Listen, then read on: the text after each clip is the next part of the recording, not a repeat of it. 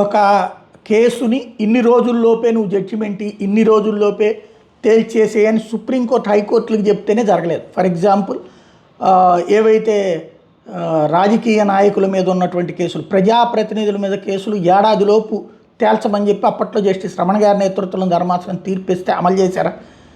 అట్లయితే Jaganmohan Reddy case తెలిపోయి, Chandrababu case తెలిపోయేది, అన్నీ తెలిపోయాయి. ఈలోపు ప్రజాప్రతినిధుల కోర్టులు కూడా పెట్టారు. ఆ కోర్టులు అదనంగా ఇంకొక పని అయింది తప్పించి ఒరుగుతున్నది ఏమీ లేదు. అదే సందర్భంలో ఆలస్యం అమృతం విషయం అని ఒక నినాదం ఉంటుంది, నిదానమే ప్రధానం అని ఉంటుంది. న్యాయ వ్యవస్థ నిదానమే ప్రధానంగా ఉంటుంది. అదే సందర్భంలో కక్షిదారు వచ్చేటప్పటికి, అంటే పిటిషనర్లు వచ్చేటప్పటికి ఆలస్యం అమృతం విషయం అనుకుంటుంటారు. అయితే ఈ సందర్భంగా సుప్రీంకోర్టు కీలకమైనటువంటి వ్యాఖ్యలు చేసింది. కొన్ని హైకోర్టులు కింద ఉన్నటువంటి కోర్టులకి, ట్రయల్ కోర్టులకి అర్జెంటుగా దీని మీద విచారించమని ఇస్తున్న ఆదేశాలని తోసిపుచ్చింది.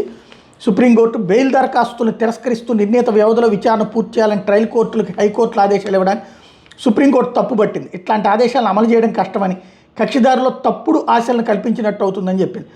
ట్రయల్ కోర్టుల పనితీరుపైన ప్రతికూల ప్రభావం చూపుతుందని చెప్పింది. నకిలీ కరెన్సీ నోట్ల కేసులో 2.5 ఏళ్లుగా జైల్లో ఉన్న నిందితుడికి బెయిల్ మంజూరు చేస్తూ justice Abhay S Oka, justice Augustine George మనీహిల ధర్మాసనం ఈ వ్యాఖ్యలు చేసింది. వేగవంతంగా విచారణ పూర్తి చేయమంటాం సమస్యకు పరిష్కారం కాదని చెప్పింది.